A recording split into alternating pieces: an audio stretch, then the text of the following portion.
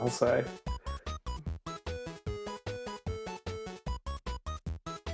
Are we live? Is it working?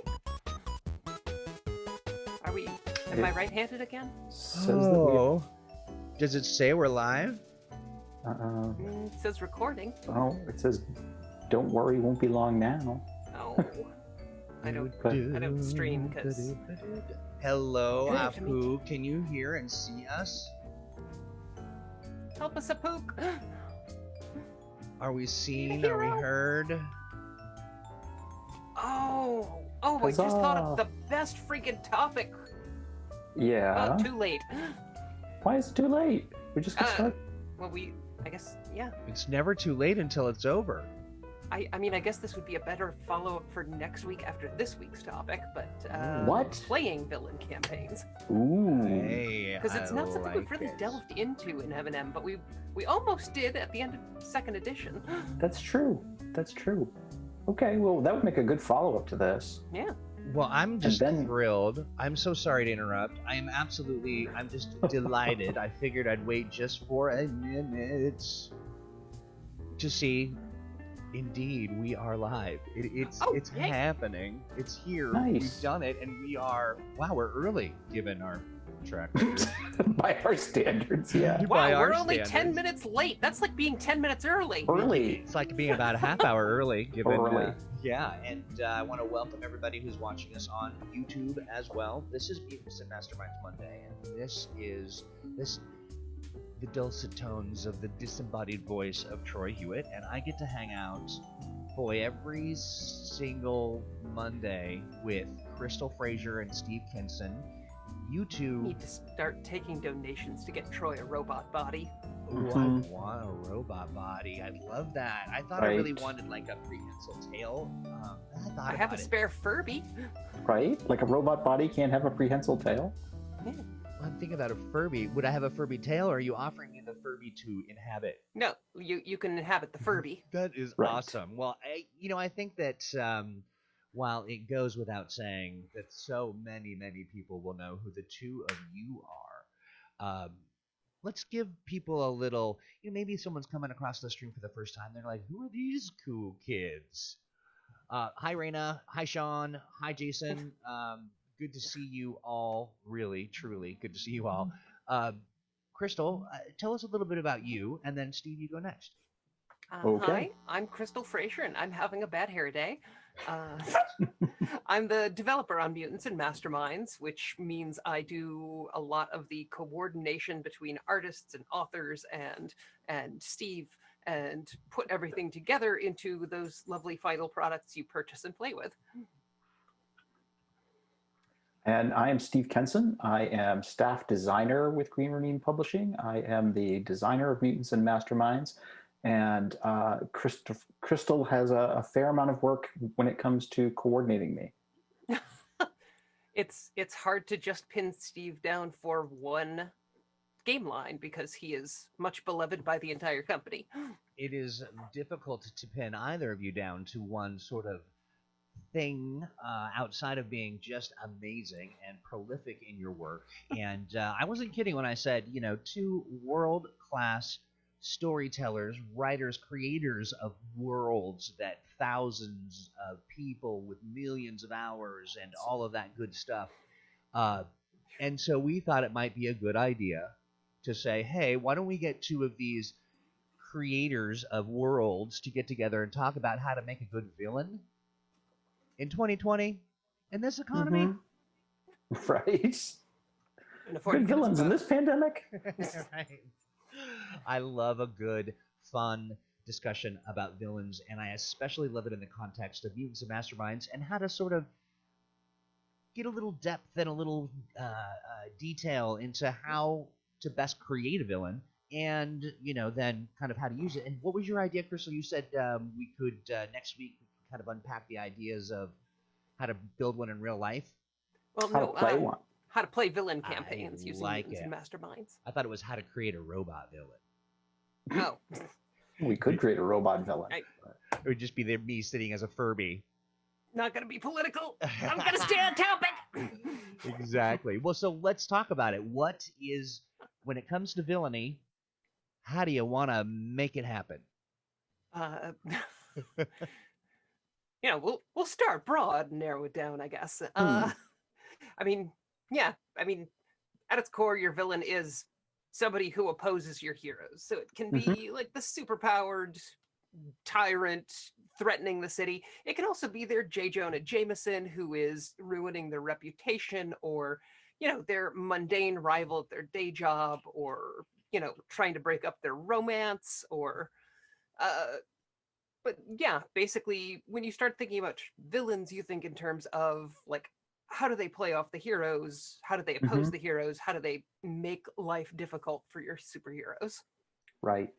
When I'm working on villains for my games, the three things I think about most are giving the villain an interesting motivation, giving them an interesting plan of some kind, and trying to give them some kind of interesting mechanical or game hook of some kind, because we're talking about villains for a game. Oftentimes it's good if the villain has something just interesting in terms of gameplay. Yeah, something new that the players haven't seen besides just zapping them. Yeah, that's a good question, specific to the idea of how do you make it. There are the tropes that are, they're so tried and true that you got to kind of have a little bit of that, mix in there for fun, or kind of depending on what the mood of the campaign and even the group is.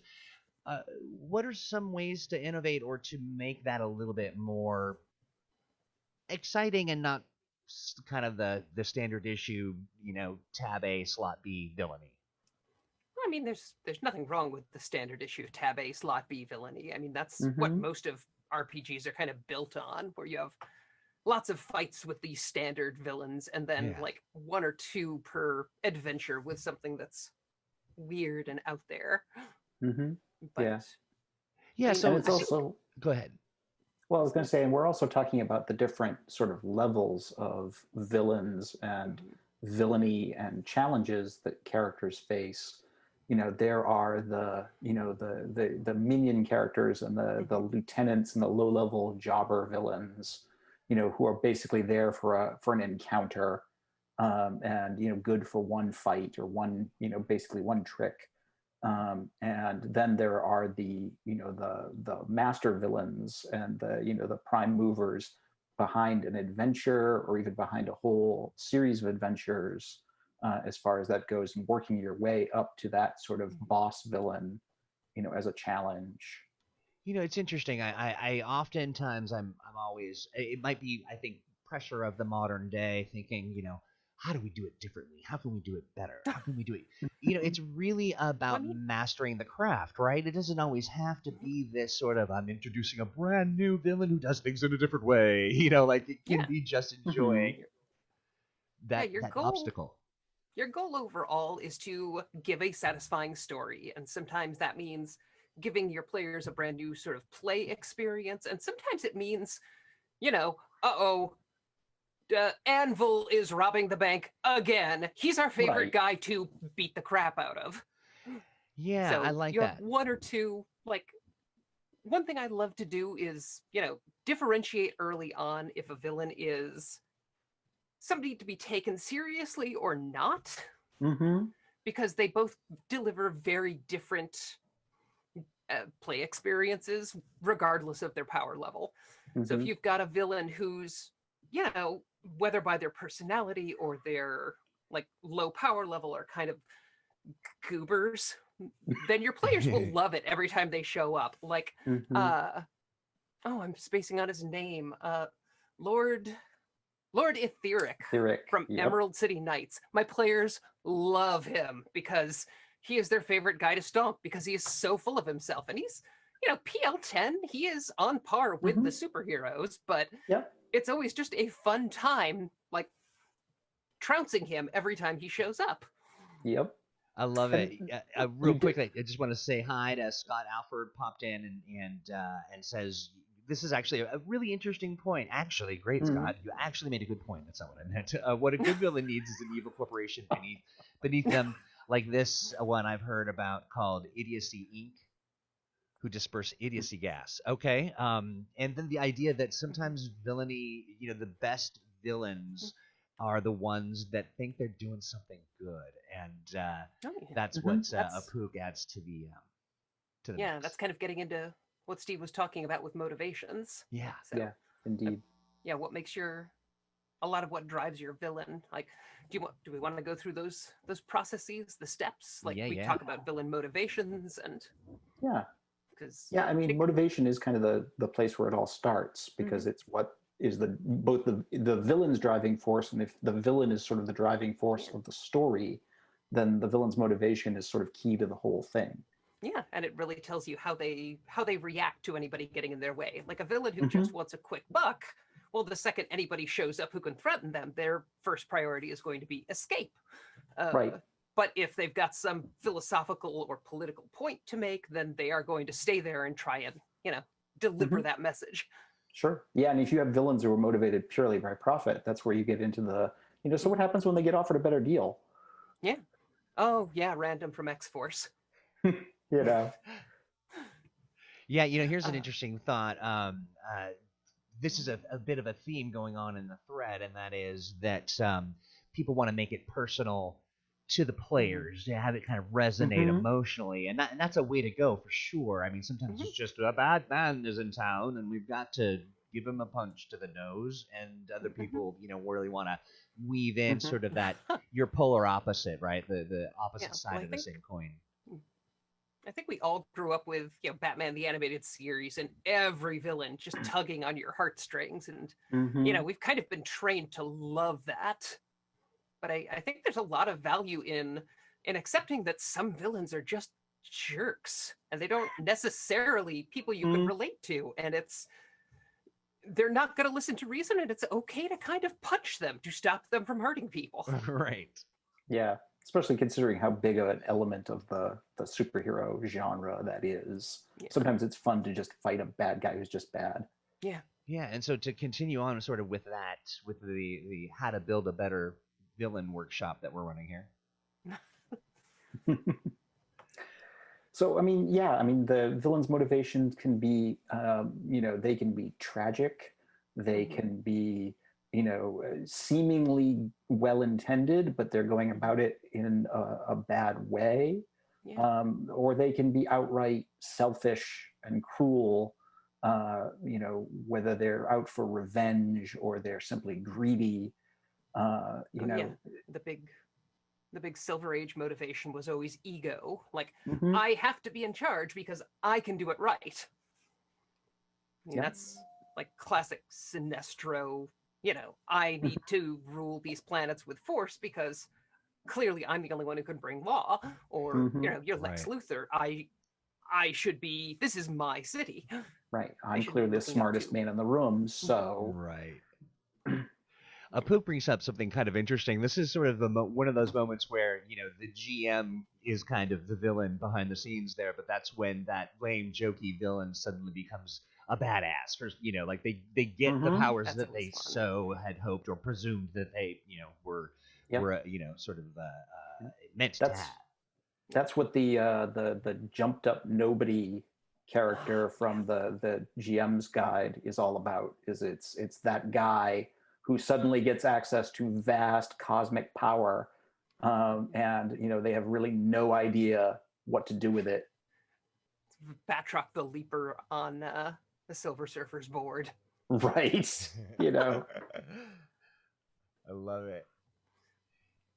Yeah, which is fun because it adds some texture to that whole idea of the joke villain when the joke villain is suddenly not so much a joke. Yeah. Yep. You got some trouble. Yeah. Oh yeah, it's a classic comic element, and it's. It kind of helps. Knowing your villain motivation also really helps you sort of pin down, like, is this a villain who's just in it for a good brawl? Is this a villain who's kind of not going to try and fight it and is mostly going to avoid it? Is this a psycho killer villain who won't pull their punches? Right. Is this somebody with a sense of honor who's going to play by the rules, or is this somebody who is going to pull out all the stops and always do whatever it takes to win? And villains' motivations will also change over time if they're repeat characters in your campaign. a villain who just started out as a jobber who was interested in robbing banks, after the heroes have, like wrecked this guy's power device and stuck him in prison, maybe all of a sudden his only goal is to get out and get revenge. Yes. Right. And yeah, that kind of leads us into like your villain schemes. Mm-hmm. Like, so yeah, that's basically when your villain becomes part of an adventure or becomes the adventure. Yeah, to thwart the and/or villain's, yeah. I mean, the villain's plan is the plot of your adventure, essentially. From the point where the heroes get tipped off to the fact that there is a villainous plan to when they finally thwart it in one way or another. That's basically the story of your adventure.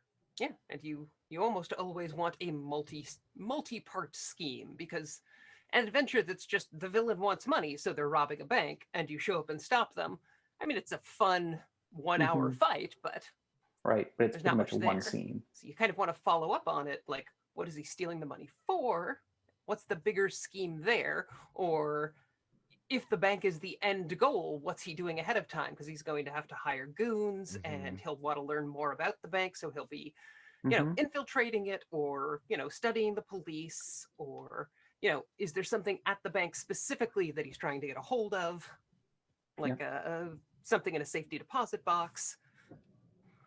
And oftentimes, like the hero's first contact with the villain's scheme tends to be kind of a teaser in one way or another. It's either the villain needs something for a bigger plot. They're testing out their new gadget or their newest power, or they need to steal something in order to make their plan successful. Nicholas mentions they have to commit evil for what they feel is a good reason or cause. They're justifying. Sure. Yeah. Or it's something where you want to introduce the heroes to the larger challenge in the adventure by having an initial encounter where they run into the villain and they're like, wow, this villain's power is like really difficult to overcome. I like that. John Polajak says, I found a good question to ask for creating villains. What do they do when they're not fighting heroes actively or launching schemes? That's it can kind of take you to a creative place as to what motivates. Maybe it's a cranky corgi. You have no idea. Yeah, are these villains who spend their downtime like working on the next big gadget, or do they hang out at villain bars swapping stories about the time they almost got the fighting corgi? I love this. Apuk says goons list where villain masterminds can review goons and minions and find new ones to hire. Don't forget goons list. Yep. Comic books have definitely played with the whole like being a supervillain henchman as part of the gig economy. Like there's got to be an app somewhere where villains are recruiting these guys. Yeah, I feel like Silicon Valley got the idea for Uber by looking at Batman hench people. Right. Right. It's like Fiverr for villains, Oh, that would be a good scheme. Who's running, goon startups? Right. I like it. Here's a good one. Let's see. Nicholas brings up an interesting sort of that mind control villain. The villain who's not the villain. I like that. So you unmask and find out, wait a minute, that person is just a poor rube. But yeah. It's a big comic book trope to find excuses for heroes to fight each other. Oh yeah. So sometimes it's finding some way to make a hero into a villain in one way or another in your story, whether it's like mind control or it's a doppelganger or it's their evil duplicate or whatever. Or the classic superhero misunderstanding, where they each think the other's a bad guy. Oh sure.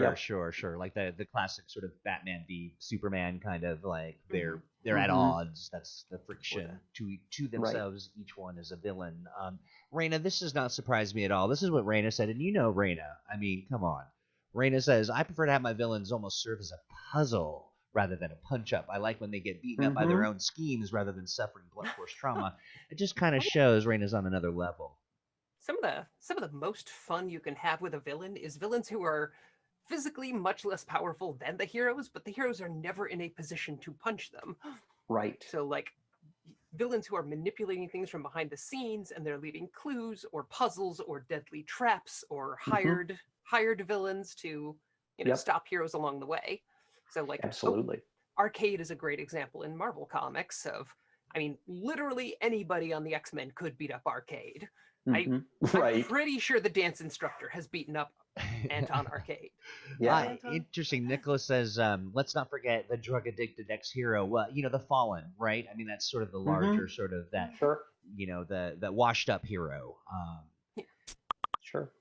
Let's see. Oh, DT Sketch Pacino, owner of my favorite name to say out loud, says, I always loved the bar with no name from Marvel, the hangout joint for the job. Oh, yeah, the Great Villain Hangout. Yeah. Oh, Diplomatic Immunity. Oh, sure. Yes. Oh, yeah. Now we're kind of getting into like villain powers. Mm-hmm. And like powers don't have to be like superpowers. It can be like interesting traits that cause headaches for the heroes, like diplomatic immunity. Right. Like that is an in-game puzzle where even if we beat the villain, nothing happens because diplomatic immunity, even though that's not technically how diplomatic immunity works. Right. It's like in reality, Dr. Doom would be in jail like 12 times over. Yeah. And, it's the same thing with those, villains who, are always managed to, evade the law in one way or another. Charges never stick to them. They can never, it's always, they can never be proven to be involved in something. They're always back on the street, Yeah, a cool villain concept would be like a reverse crime scene investigator who cleans up any evidence. Yeah. Oh. Nothing ever, really quite connects as far as that goes. But yeah, do you want to talk a little bit about like when we get down to power design, like, do we want to start talking some practical mechanical design issues? Sure. I mean, we're talking about all kinds of, there's such a range of options, obviously, and you have to decide, what the main role you want the villain to play is. Is this going to be somebody who is supposed to fight the heroes? Is this a mastermind type who is supposed to be leading them through a series of challenges? What are the villains what's the villain's key role in terms of building their powers? Yeah, I mean, I still love villains whose big role is to appear in the first scene and something going wrong causes the rest of the adventure. Like I've mentioned a couple of times on this show, one of my house villains, the Platypizer. His only power is to turn people into, adorable little platypus versions of themselves. And it's fun to have an adventure where the heroes are a small, less powerful version of themselves, like the X-Babies, or that turned into mice, or, it's kind of a classic comic book trope. Right, and like they've turned sort of the normal mundane into something, fraught and dangerous.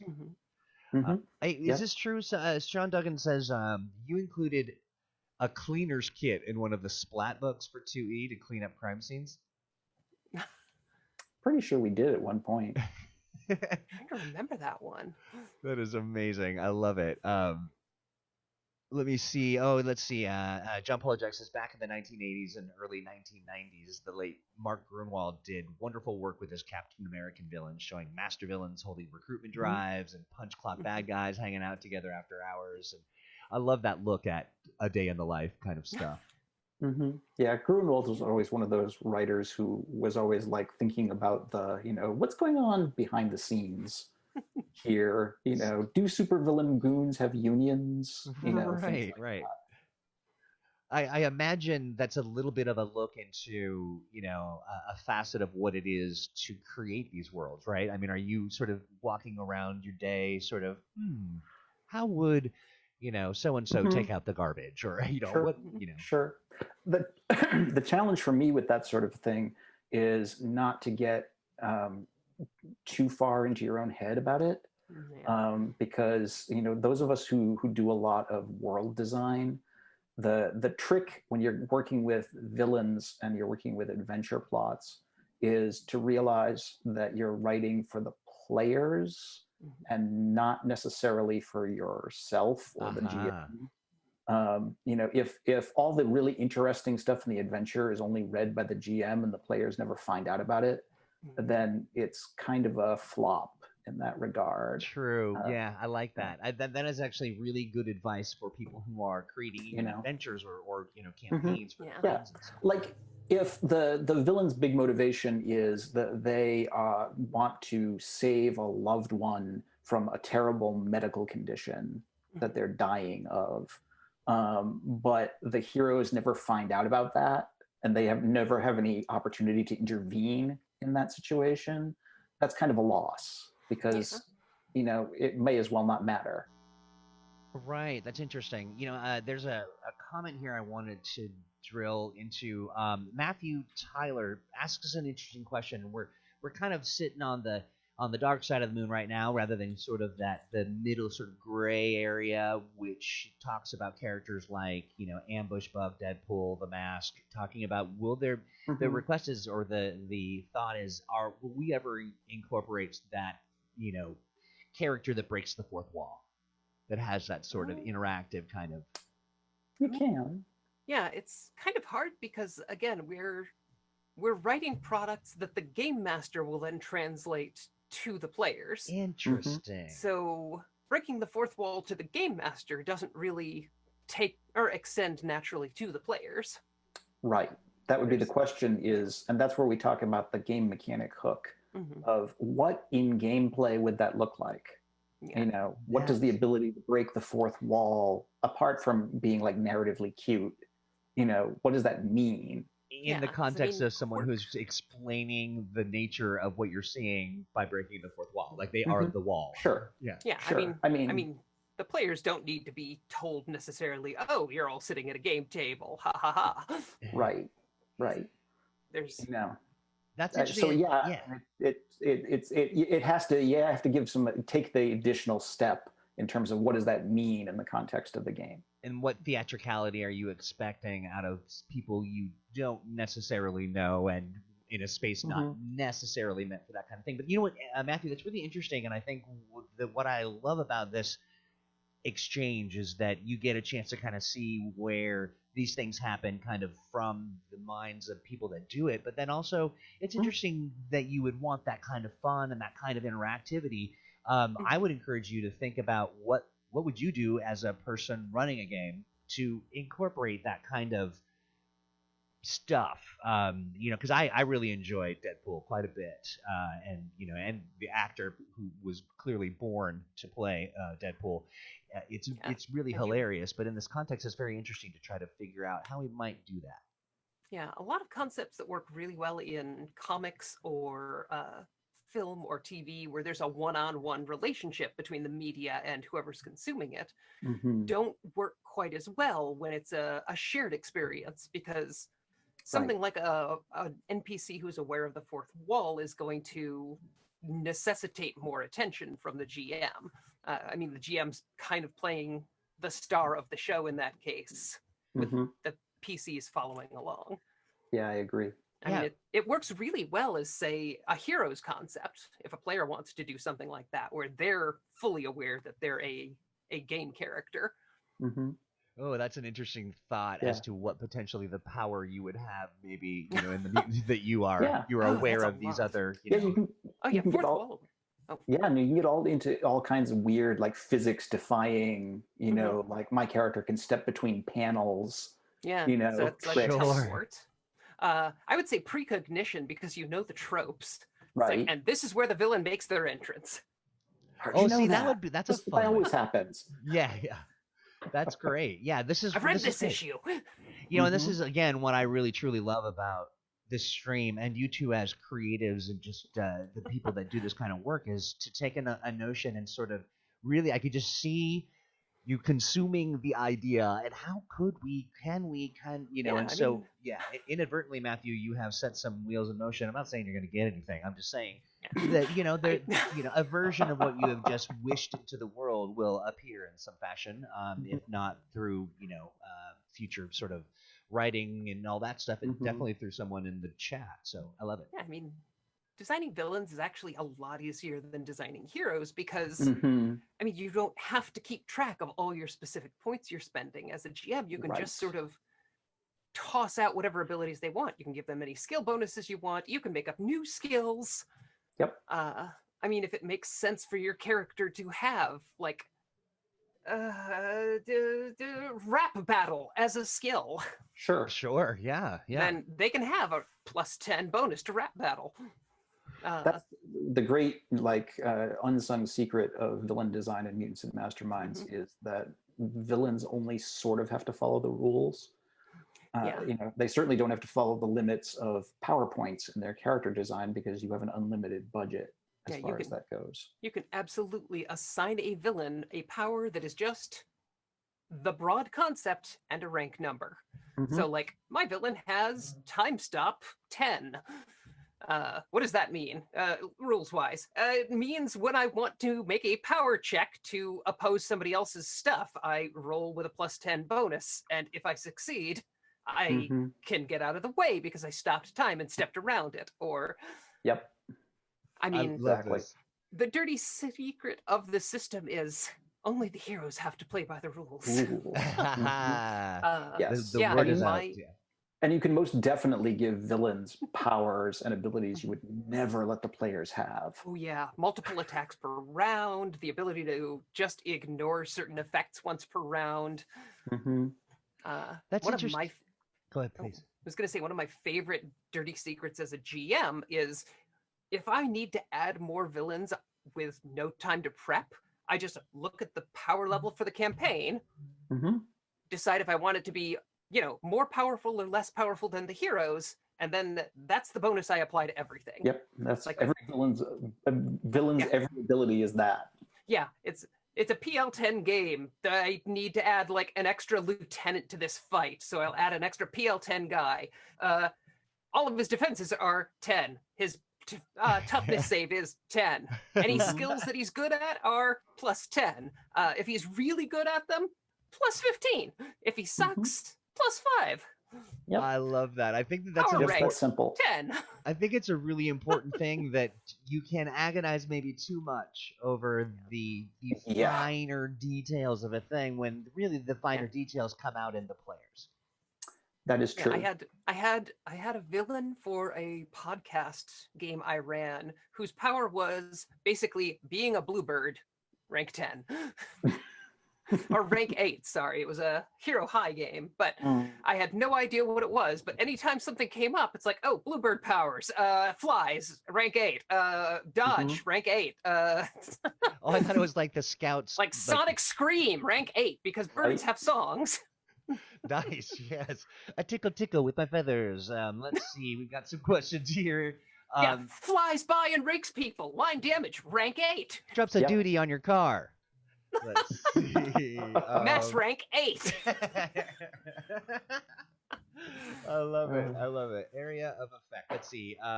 Nicholas Morrow says, so here's what we end up doing, and it cracks me up every time, you two. We talk about this stuff when we sort of get into it, and then I see that moment in the stream when everyone's creativity and hopes, and now they're like, I am inspired, now I want to play. And so all the questions are coming in specific to when and what and can you and will we ever. So let's see. Sean Duggan, who is ever the I think we're gonna call Sean Duggan Wikipedia, like or like the. I'm gonna get to it, Sean. Like I don't know what it is. Maybe you're like the I don't know when it comes to remembering things that we have forgotten, specific to something I was supposed to give you or deliver on time, or something that we did in the past and are unable to recall. You are there, and I just wish that you could change up your services so that you could be in my brain before it came out of my mouth. But we'll work on that later. But Sean reminds us that we did stat out ambush buff for TCA. Oh yeah, we did that. Nicholas Morrow says, go ahead, please. No, absolutely. We did do that. Yes. We did, indeed we did, Sean. It was before my time. I have an excuse. Yeah, before mine too. Also, we didn't stat up Blue Snowman, and I am still miffed about that. That is a loss. That is Blue Snowman is oversight. Arguably the best Wonder Woman villain. Up there with Cheetah. Yep. Definitely. Nicholas Morrow says, as you will demonstrate. Nicholas Morrow says, right? You guys know what we're talking about, right? we're in the I hope presence so. of We've talked royalty. about I it mean, way we too were much. before now, but now. I'll point out that is a one-off writing gig. It's not like DC has invited me to write Wonder Woman You were full-time. like our baby. We just love every good thing about you, and we're so excited, and we have to sing your praises. When these every comic day. books come out, you're going to put one on the fridge, aren't you? I am. I'm gonna frame it and put it on the Yeah. fridge. Let's see, Nicholas Morrow. Sorry, Nicholas. We are so funny and we enjoy ourselves so much that I just keep talking over your question, and that is, could there be a Freedom City 2525 expansion source book? I mean, that's one of those things we've been talking about for the Mutants and Masterminds Patreon. Ooh, Yeah, actually, that'd be a good topic for that. Sure would. We had a big meeting about that last week. We sure did. I'm really excited about it, and I'm excited about the above and beyondery of it. There's some really great things coming. Definitely. Here's Nicholas, we like hanging out with you too. Nicholas says, I love being able to text the people that made my favorite superhero RPG. Pretty much you are texting us. I get that. You're texting the people who made DC Heroes? That's great! I didn't even know Mayfair Games was still around. Right? I love it. Poop says, my superstar hero Rocket has expertise. Pop star at 15 ranks. I always like Dazzler. I know that she's not a villain, but I just always enjoyed that character. This one says temporal dodge. Are you saying villains cheat? Jonesy says yes. Yeah. I love More that. importantly, game masters cheat. That's really. Honestly, this is really showing us all where the real villain is. Yeah, the thing is, game masters should never cheat to win. You should only cheat to make things fun. Exactly. Right. Oh, I just had a thought. If the game master is a villain, what do you consider the people that make the tools for the game master? All right, getting something here. Let's just call ourselves idea mechanics. Sure. Are we advanced enough for that? We're very advanced. The idea mechanics for the villainy mobile. I get it. Let's see. Oh yeah, Matthew Tyler says, how about a threat report volume 2 or a rogues gallery volume 2? Everyone say yes. Oh yeah. Oh, wow. I didn't more realize villains. people wanted more villains. Really? Villains are fun and easy. Right? Yeah. We figured you were getting tired of them because we've done like 8 million villains. Yeah, like every city book has like 24 villains, and then we did 2 solid books of villains. You guys want more villains? Those are easy and fun. No more danger zones. Vigilante's Handbook is out. Right? We're just doing another villain catalog. The villain we'll call it the encyclopedia. Villainomicon. No, wait, you already did that one. Hey, Sean, I know I give you the business, but there is a deep love for keeping us accountable, and I appreciate that. So when I get salty, or not, when I say those things, I'm not getting salty, I'm celebrating the differences. But truly, in this ecosystem, in this time, in this world where we are creating creative stuff for creatives to use in a creative endeavor, it's nice to have somebody who's a little like Troy say creative in this creative. It's nice to kind of have a bead on sort of what we need people to help keep the trains run on time, which is a nice precursor for me to ask rather. There's a danger zone we talked about last week that was supposed to be released. We'll dig into that. Did we actually say that? I'm not sure if I believe you, Sean. Are you lying now? I need to double check what's going on with that. Yeah, we'll dig into it. But we do appreciate the reminders. This is you get to see. This is the kind of organization we run. You get to see the sausage being made. I mean, unfortunately, most of the game industry is kind of. You know how when you throw all your action figures down the stairs? Oh, yes. Yes. Are we the action figures? Oh God, we wish. We're the stairs. I am not. I love it. Oh yeah, everybody is saying I'd love to see some Rogues Gallery. Alex Thomas says happy M&M Monday, everyone, and a good M&M Monday to you, fine sir. I love that. But cool. If people want to see more villains, we'll talk about it because. Yeah. Oh, Jason says the only thing better than 8 million villains is 9 million villains. Oh, now we know. Yeah. That's good villains to know. Are fun and easy. It's important. Yeah. Like the nefarious Dr. Corgi agrees. Sure. And that too may be a thing that we play around with some in our M&M Patreon. Oh yeah. Oh, this is interesting. Nicholas new asks, and updated villains. Nicholas asks, can we get a book for making antagonists for the heroes' civilian lives? Hmm. So, the Book of Normies. I mean, I mean Right. that's partially kind of a bit of the stealth version of what Danger Zones is. Mm-hmm. It's I mean it's also lots of maps, but every one of them has like people that your heroes interact with, and some of them are like your supporting Mm-hmm. cast, your Jimmy's Olsen, and Right. others are antagonists, your Flash Gordon, your J. Jonah Jameson. Mm-hmm. Yeah. There's Like I specifically oh sorry. I was just going to say, I remember specifically in the City Hall one, we talk about the notion of like, what if the characters have, a nemesis in City Hall, sort of a thing. That would make a Yeah. fun Patreon book, says DT Sketch Pacino. David says, Cosmic Corgi, Dog of Galactus, Destroyer of Worlds. I love it. Chewer of worlds. It's Yep. interesting. I so this is a question for the chat, and ruminate on it, or you may already have that answer right at the forebrain. But what character would you be putting into the hero's daily antagonist sort of calendar? Like who would be like your kind of person you put in there? Like would they be a sibling or a Karen or like I'm interested in hearing that just because I'd like to see that. We do have an overbearing customer stat block. Yes, we do. Yeah, in the Yes, we chat right do. now, don't talk about them. No, I'm just kidding. Not in front of the. No, I'm joking. DT says maybe an entire run on making interesting hero backstories or non-hero lives. Yeah, I like that. That's funny. Yeah.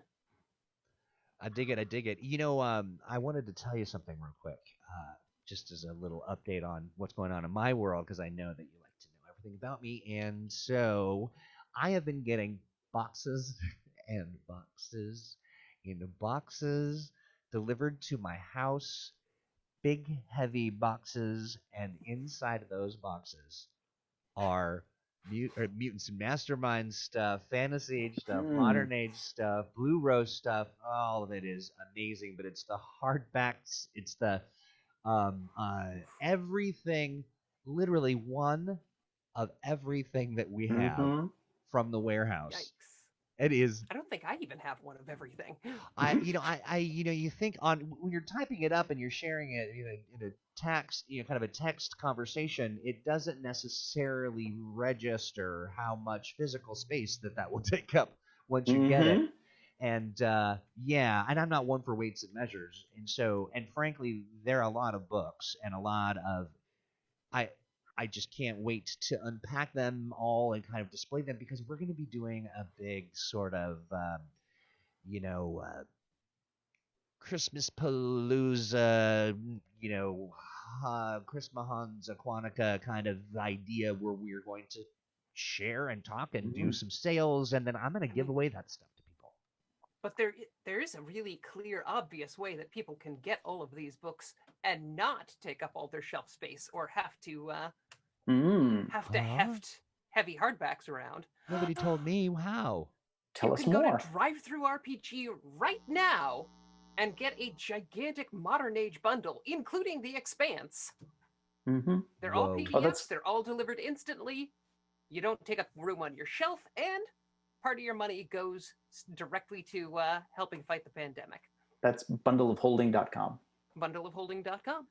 Yep. Go there and check it out. Yeah, absolutely. And we love that, and I really love that about Green Ronin and our commitment to participating both in those sorts of worthwhile endeavors, and then doing sort of regular donations to companies, organization groups, people who are doing good work in the world, and I love that. Thank you, Jonesy, for dropping that link, bundleofholding.com. I'm excited about that, and we still have our ongoing holiday sale on the VR store as well. I mean, if you do want to break your back with those hard copies, yeah, you absolutely. can absolutely do that with a 20% discount. That's right. Absolutely, you can do that. And I like, my favorite is that I called it the end of 2020 next sale. So you'll see a link to that here shortly, as I desperately look into Jonesy's eyes across the internet.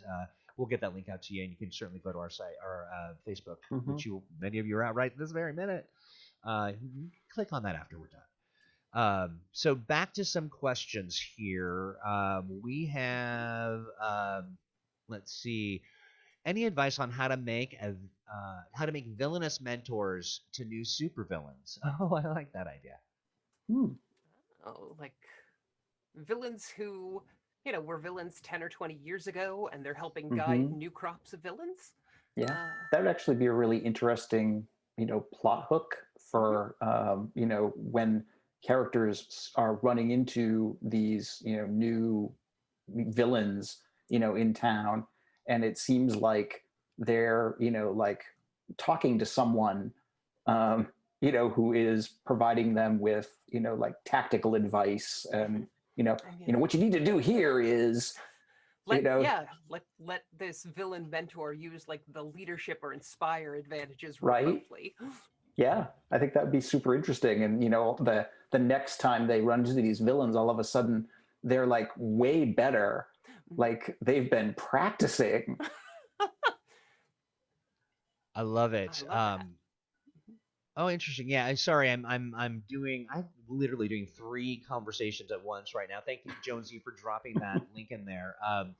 Yeah, you know what I wanted to ask folks as we're thinking about all of these notions and ideas. When we do our big palooza, I'm not sure what to call it yet. I should probably figure it out since we're going to do that shortly. But what are some things that you want to see? I don't speak Corgi, so I'm not exactly sure what the request is. But let's see here. Yeah, so let us know for sure, and your questions as well. Let's see. We've got. Alrighty. Can we get a 3rd edition conversion of damage modifier, damage dice, and toughness saves at HP? Wow. Those kind of optional rules might also be an interesting thing for us to play around with on the Patreon, because they're small and bite-sized, and they're things that we haven't included in some of the 3rd edition books. Yeah. What about I wonder if would it be interesting to people to hear or to kind of have a collection of house rules or things that you can sort of, change up what you do? That's interesting. We've got some of them in the Game Mastery Guide, but that's what. Yeah. Second edition entries for the Game Master's Guide didn't make it into the 3rd. Right, and because I'm a horrible tinkerer, we ended up doing an entire book of 2nd edition, like optional rules, because I just kept making up rules.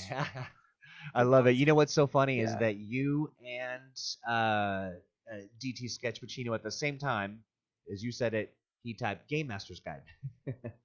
I love it. You're on it, my friend.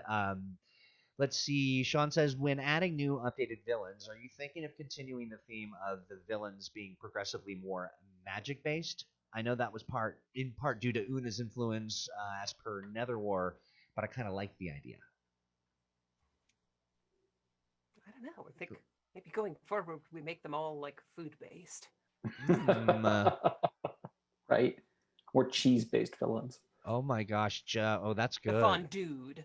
The fondued. The villain is fondued. The Charcuterie Alliance. I love it. I love a cheese villain. So tasty. Yeah. It's very on brand for us. It is. It really is on brand. I love it. Parmageddon. Oh my. It's decided.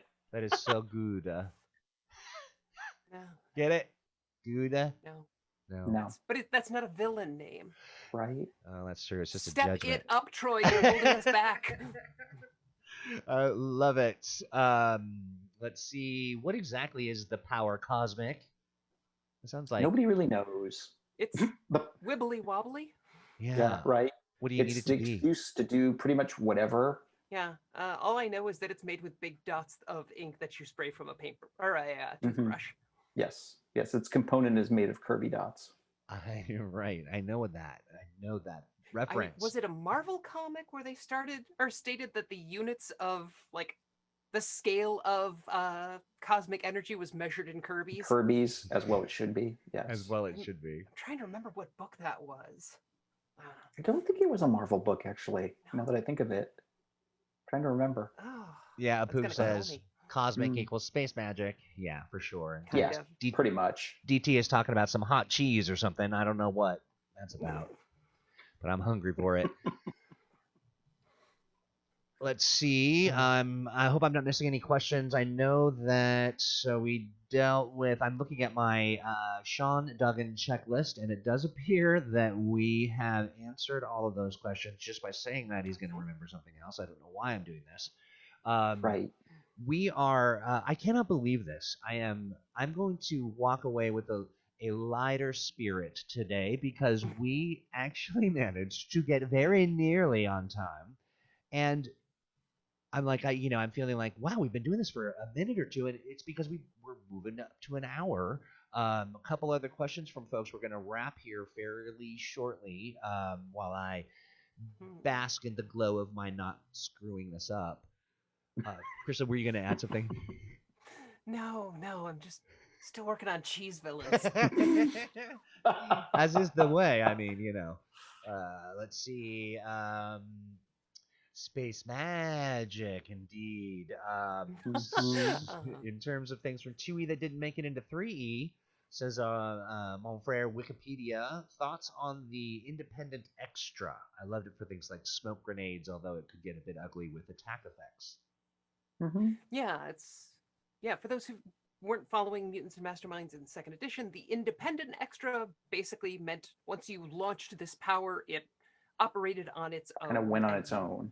Yeah, you didn't have to sustain it or, if you got knocked out, the power wouldn't necessarily go away. And it was for things like smoke grenades, where you throw it out there, it makes a big smoke cloud, and the smoke cloud existing isn't contingent on you being awake and taking a free action each round.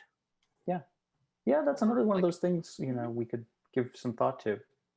Yeah, I mean, a lot of extras work really well for broad effects, but are easily abused. Yeah, therein lies the key problem. So there might be a time when we list a bunch of extras that are, for GM use, for, modeling things broadly without, making them available. Right, without unleashing power that the player should not have. Right, and that should kind of answer your question, Nicholas, which is sort of it was questioned psychic sourcebook. Wait, that's not a question. He says. I do love me some good psychic powers. So. Oh, psychic or sidekick? Oh, sidekicks. That's different. Sidekick, yeah. We've done the Wonder Dog. Right. Yeah. And we did Cosmo the Moon Monkey. What else is there in the world of sidekicks? Is there? Right? Yeah. Is there a love for animals in particular, sort of that become sentient and hang out with their? I mean, maybe we could do like a. I mean, there's for me, but I'm biased. Yeah. Super animals are totally fun. I like that. David says. Was best Thor. True that. David Bodie says Dr. Provolone. Jason Childs says the Velveeta villain. I like that. And Scott Alford with the Camembert. Oh, Camembert is great. Yes, that's real good. Real good. Yeah. I like that. Someone says, Sean says, my personal favorite was the pursuit rules. Oh gosh. Somebody says advice on sentient weapons. Well, you can do both that with constructs pretty easily. Yeah, I mean, a lot of sentient weapon stuff is mostly going to be like story based. And like, yeah. I mean, unless the weapon can like do things on its own other than talk, it isn't much of an effect. Do you remember it that? might give you bonuses on like expertises, like magic or history. Sure. Right. To reflect chit chat. Do you remember that? I think it was a live action. I don't know. If I'm trying to remember this, and it feels like I might have just been on some kind of hallucinogen as a toddler. But do you remember a magic flute, but it talked? Does anyone know? That's It's like a puppet puppet flute. Wait. Oh, it's one of those Sid and Marty Croft vehicles. Right, yeah, the Croft Super. Was it Lidsville or was it no, it wasn't Lidsville. What was the other one? Oh, that is gonna Peter and the Magic. No. That's gonna bother you now. That's really gonna bother me. Magic flute, something. No, that's HR Puffin stuff. I don't know. Was it HR Puffin stuff? Did HR Puffin? Was there a magic flute? Yeah, there wasn't. Wasn't there? Oh, Yeah, was definitely a Sid and Marty Krofft vehicle Hmm. and super right. trippy. Yeah. So I Yep. like how I know it everyone's. wasn't Sigmund the Sea No, right. What was sea that? monster. Hmm. But that Man, was those a were Sid some Marty trippy Krofft. shows. Yeah, really were, and that's why I feel like I'm probably tripping Hmm. on Well, someone was. psychedelics. Right. Right. Yeah. You have no idea. So everybody here is talking, and they are.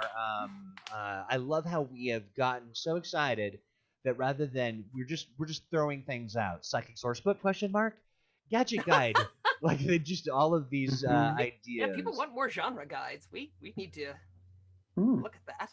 Yeah. Freddie the Flute and HR Puff and stuff. Thank you, Robert and Emerson. I truly value your help in sort of jogging that little creepy memory and helping me kind of file it back into the synapse where it came. And let's see, the horrific living dairy creature from the old days, Frankenstein's Munster.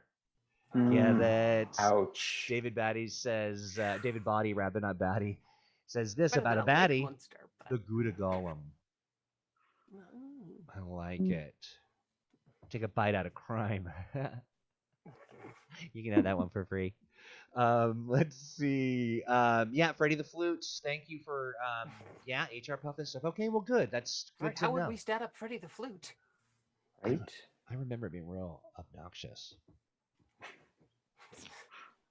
What? Okay, Sorry. so to me that screams the days advantage. Mm. What is that? Yes. What is that? What's the day's advantage? It's an advantage where you get to use the intimidate or expertise skill to distract somebody. I like it. I like Obnoxious does that really well. Mm-hmm. it. Robert Emerson says, HR Puff and stuff, the close enough LSD experience. Right. Nicholas, Argue you... it's Go ahead. definitely a bad trip. Yeah, definitely.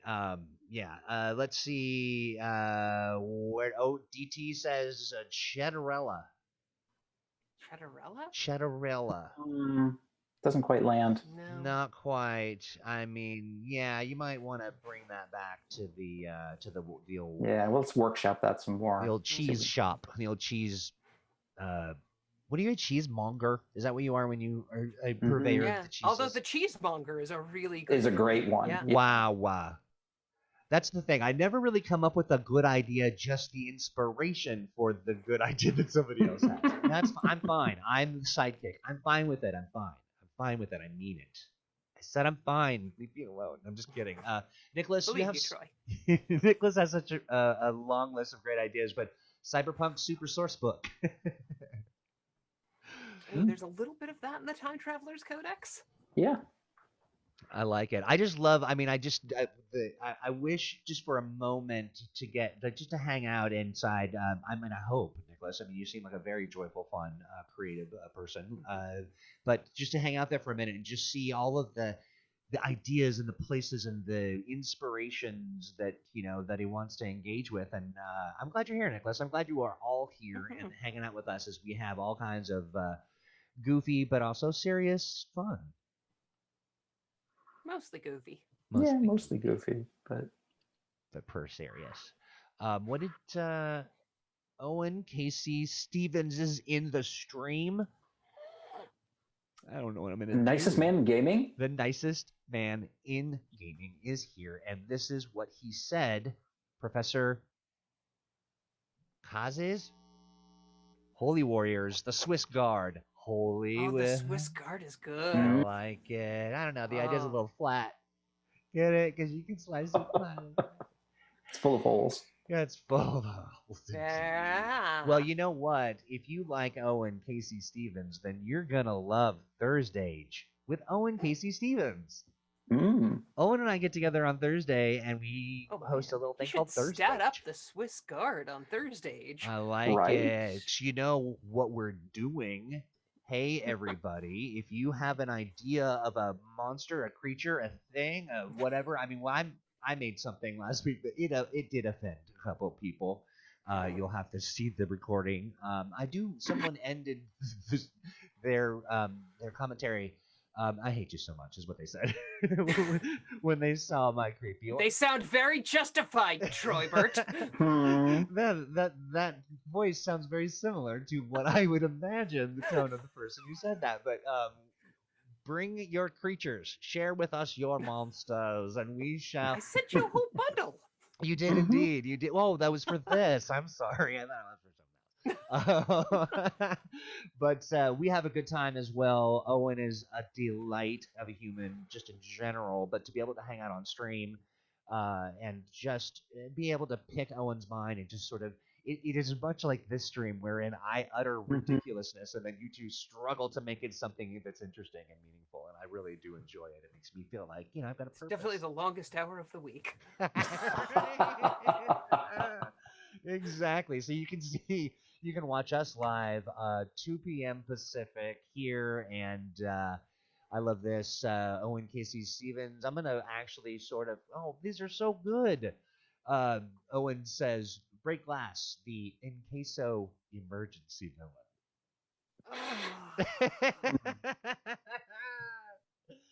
Oh, Owen is like, you know me. I love it. This is all really, really good stuff, and it's also helped me to really work up a hunger for lunch. Because Owen, you are just a genius. Matthew Tyler says Broodbird. Owen says the great and mighty Cheddar. Great, G-R-A-T-E. Great. Great as in. It's a slow burn. I'm not going to acknowledge that one. No. But it does deliver. Hey, you two. Thanks for hanging out again. Do you know that we've done this I want to say 11 billion times?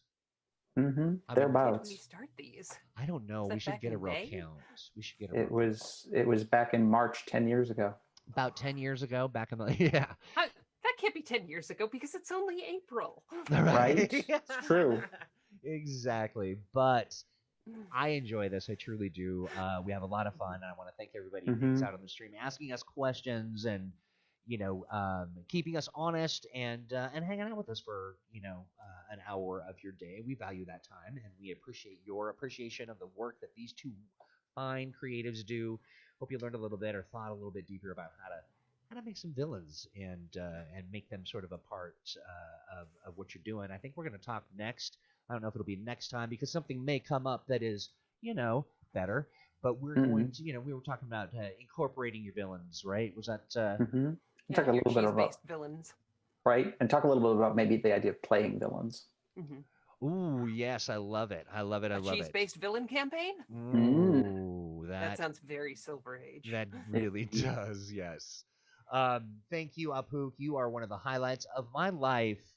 You two, I bid you adieu. Have a wonderful rest of your week, and we will see you next Monday or Thursday if you watch Thursday with Owen Casey Steve. Bye, everyone.